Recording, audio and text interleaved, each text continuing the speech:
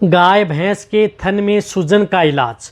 यदि आपकी जो गाय भैंस हैं उसके थन के अंदर यदि सूजन आ चुकी है, स्वेलिंग हो चुकी है, अडर में भी स्वेलिंग आ गई है, तो उसके लिए आपको कौन से 2 इंजेक्शनों से आप उसका इलाज अपने पशुओं में कर सकते हैं यदि इस तरह की दिक्कत हो जाए। वैसे यदि मेस्टाइटिस हो जाए तो उस तरह के केस में थन में सूजन आ जाए, जब यदि थन से यदि आप दूध निकाल रहे हैं तो दर्द महसूस कर रहा है, पशु दूध नहीं दे रहा है, तो उस स्थिति में भी आप उन इंजेक्शनों का प्रयोग अपने पशुओं में वेटरनरियन से करवा सकते हैं। वह इंजेक्शन सबसे अच्छा रिजल्ट पशुओं में देते हैं यदि पशुओं में अडर व टीथ में स्वेलिंग आ चुकी है। तो अब इस तरह के केस पशुओं में देखने को मिल रहे हैं। कौन से ऐसे इंजेक्शन हैं उसके बारे में आज की वीडियो के अंदर शॉर्ट में बताया जाएगा। इस चैनल पर नए जुड़े हैं पहले सब्सक्राइब कर लें, साथ में बेल आइकन और ऑल वाला ऑप्शन दबाएं। आपको पता है कि चैनल पर भी शॉर्ट में सही जानकारी के साथ वीडियो दी जाती है, तो इस चैनल पर भी वीडियो बनी हुई है, उनको आप शेयर करें पशुपालकों के साथ ताकि उन्हें भी प्रॉपर नॉलेज। यदि थन के अंदर स्वेलिंग आ गई, सूजन आ गई, दर्द महसूस कर रहा है, पशु दूध नहीं दे रहा है, उछल कूद कर रहा है, दूध में परिवर्तन हो रहा है, तो उस तरह के केस में भी आप उन इंजेक्शनों का प्रयोग पशुओं में करवा सकते हैं। या किसी भी तरह का यदि थनैला रोग हो गया है, एक्यूट मेस्टाइटिस, क्रोनिक, क्लिनिकल, सब यदि किसी भी तरह का मेस्टाइटिस यदि सिम्टम्स यदि पशु में देखने को मिल गए, यानी थनैला रोग हो गया, तो उस तरह के केस में भी आप उन इंजेक्शनों का प्रयोग पशुओं में करवाया जा सकता है।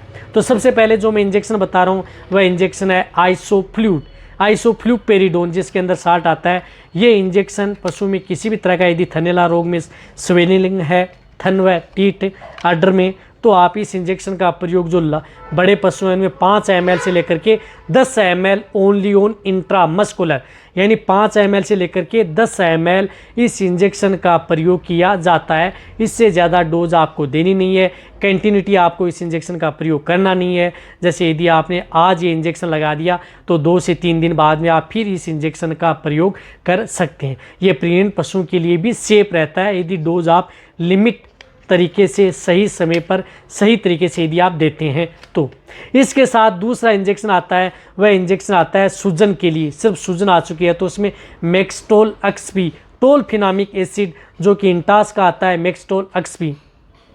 इस इंजेक्शन की डोज होती है 1 ml पर 20 kg बॉडी वेट इंट्रामस्कुलर व इंट्रावेनस।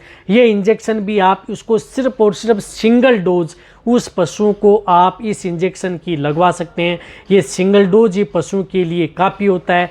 मेक्सटोल एक्सपी जिन पशुओं का बॉडी वेट 400 kg है तो उन्हें आप 20 ml इंट्रामस्कुलर लगवा दें या इंट्रावेनस। ये इंजेक्शन एक बार लगने के बाद में पशुओं में कई दिन तक पशुओं में काम करता है और रिजल्ट भी पशुओं में अच्छा देता है। किसी भी तरह की यदि स्वेलिंग आ चुकी है तो उसको ये कंट्रोल करने का काम करता है। कहने का मतलब है कि ये दोनों इंजेक्शन यदि आपके पशु में यदि मेस्टाइटिस भी हो जाए या थन से संबंधित यदि कोई दिक्कत भी हो जाए तो उस तरह के केस में भी आप इन दोनों इंजेक्शनों का प्रयोग साथ में करवा सकते हैं। साथ में मतलब एक ही सिरिंज में नहीं, एक आपको पुट्ठों में लगा दिया या एक दूसरे पुट्ठों में लगा दिया या एक को वेन में लगा दिया। वैसे आइसोफ्लूइड सिर्फ इंट्रामस्कुलर ही लगता है। ये दोनों इंजेक्शन हैं वह यदि प्रेग्नेंट पशु हैं, गाभिन पशु हैं, उनके लिए भी सेफ रहते हैं। कहने का मतलब है कि दोनों इंजेक्शनों का प्रयोग गाभिन पशुओं को भी आप प्रयोग कर सकते हैं यदि उनमें इस तरह की यदि दिक्कत हो जाती है तो। अब आपको अच्छी तरह समझ में आ गया। बहुत इस तरह कमेंट्स कर रहे थे कि सर थन में सूजन आ जाए, स्वेलिंग आ जाए तो कौन से ऐसे इंजेक्शन का प्रयोग करके पशुओं की थन की सूजन को कंट्रोल किया जाता है। तो ये 2 इंजेक्शन का प्रयोग किया जाता है। इसी के साथ इन इंजेक्शनों का प्रयोग यदि आप करवाते हैं तो यदि आप पशु में थन में अदर यदि कोई दिक्कत है, स्वेलिंग है, सूजन है या दूध में रुकावट आ रही है तो उनके साथ आप ट्रीटमेंट के तौर पर आप अदर जो एंटीबायोटिक इंजेक्शन भी लगवा सकते हैं।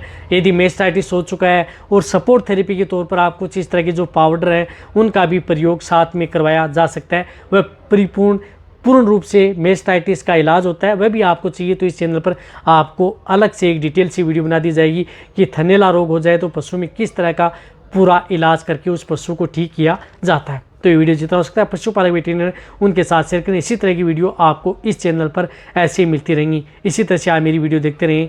थैंक्स, धन्यवाद।